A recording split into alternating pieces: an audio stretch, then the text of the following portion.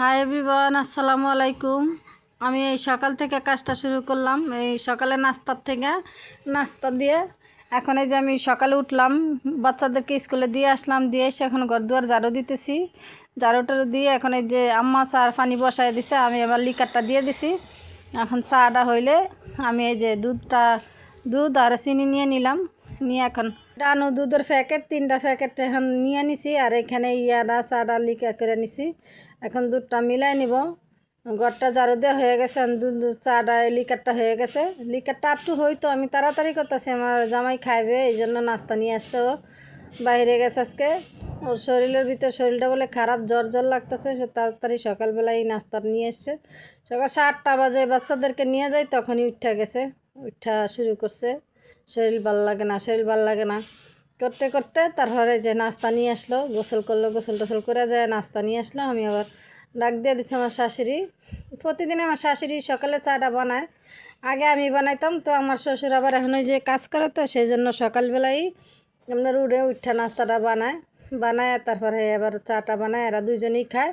পরে আমি আস্তে ধীরে ঘুম থেকে আস্তে ধীরে খাই। তা আজকে কি হলো, আজকে উল্টো হয় নাই, এটাই ঠিক হয়েছে। এই চাটা বানানো হয়ে গেছে, এখন নাস্তাটা খাইয়ে নিব।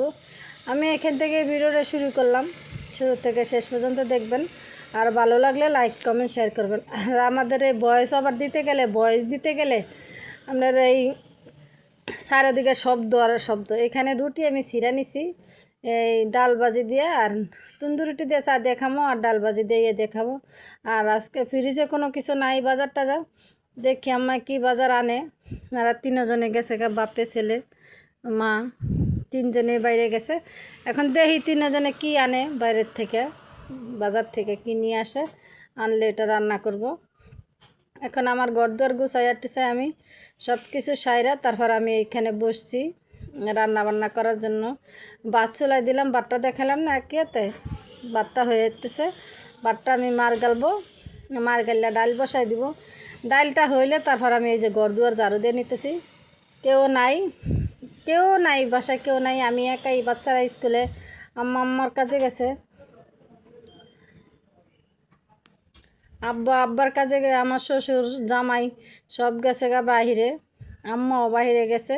সেই জন্য আমি ভাবলাম যে এই যে ফানি চারটে একটু ফুসা নিলাম, আজকে অনেক দিন পরে ফানি চারটে ফুসি। আমি কাজ করলে, মন থেকে কাজ করলে, শরীর ভালো থাকলে আমি সব গুছায় করি, কিন্তু যখন দেখি শরীর ভালো না, তখন আর আমার গুছানোর এনার্জি হয় না, সেই জন্য আর আমি গুছাই না। এখন ড্রয়িং রুমটা অর্ধেক ঝাড়ু দিছি, আর আমার ঘরটা একটু এলোমেলোই থাকে সবসময়, নিচে বিছান করতে হয়, তো মেয়ে বড় হয়েছে, একটা রুম ঘুমাইতে আমাদের অনেক অসুবিধা হয়। তারপরও কী করব, মানায় গুছায় নিতে হয়। আর এইভাবেই তো আল্লাহ যেন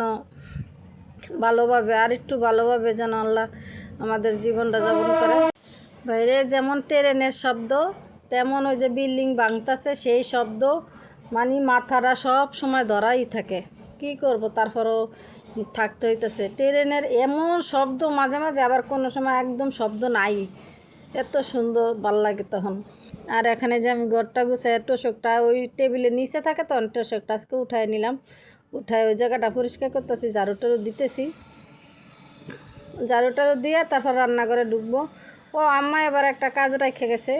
আমি শুটকি তরকারি কখনো রাঁধি না, আমার হাতে শুটকি ভালো হয়তো না বা ভালো হয় না। ইদানিং দ্বারা শুটকি তরকারিটা আমি রান্না করতে পারি, মাশাল্লাহ খায়া সবাই প্রশংসা করে যে না, শুটকি তরকারির মতোই শুটকি হয়েছে। শুটকিটা অনেক মজা হয়। এখন আমি শুটকিটা অনেক সুন্দর করে রান্না করতে পারি, কাটা ফলাই দিয়ে, ওই যে কেউ বাঁশপাতা শুটকি কয়, কেউ পেউয়া শুটকি কয়। এই শুটকি দিয়ে, বেগুন দিয়ে, আর আমি কাঁঠালের বিচি দিয়ে রান্না করবো। আম্মা কাইটা কুইটা রেখে গেছে, আমি রান্না করি না এইভাবে। শুটকিটার তরকারি আমি রান্না করি না, আম্মা রান্না করতে কইলো, ওই জন্য আমি রান্না করতেছি। রান্নাটা মোটামুটি ভালোই হয়, একদম খারাপ হয় না, ভালোই হয় রান্নাটা। তেমন সব কিছু গুছাই নিলাম। এখন চুলায় ডালটা দিয়ে দিছি, ডালটা হইলে তারপরে ডালটা হলুদ মরিচ দিয়ে দিব, দিয়ে তারপর একটা রেস্ট নিব, আরাম করব কতক্ষণ। তারপরে দেখি কি আরাম করতে করতে ডাইল হয়ে গেছে। ডাইল নামাইয়া থুইয়া তারপর রান্নাঘরে গেছি, একটু ঘরে গেছি, একটু গরম পানি চুলাই দিয়ে। এর মধ্যে দেখি আমার শ্বশুরে মাছ নিয়ে আসছে, নলা মাছ ক না রুই মাছ ক জানি না, রুই মাছ নিয়ে আসছে। আর যে আমাদের দেশের চিকেন লাল সেও মাছটা, ওই সেও মাছটা আমার কাছে অনেক পছন্দ, আমার শাশুড়ির অনেক পছন্দ, সেই জন্য আমার শাশুড়ি এই মাছটা নিয়ে আসছে। এই যে আমার আব্বা রুই মাছ এনে দিয়ে গেছে। আর তেল নিয়ে তেল ছিল না, এই জন্য শুটকিটা বসাই নিয়ে এখন শুটকিটা রান্না করবো। ওই যে শুটকি ভিজাইছি।